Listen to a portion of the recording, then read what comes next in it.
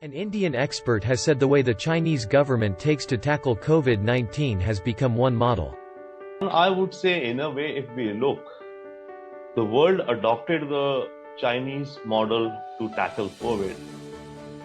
Lockdowns, right?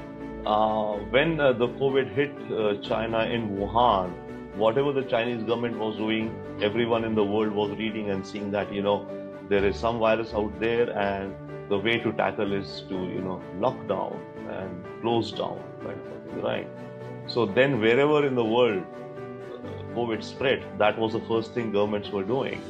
So in a way, unfortunate, the pandemic is unfortunate, but the step which China took has become perhaps one model which everyone is kind of starting from.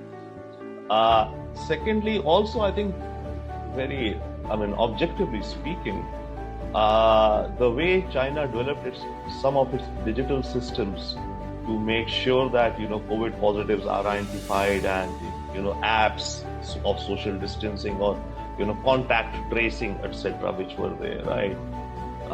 The world has more or less adopted that. I strongly commend that, honestly, that was a great step and that has been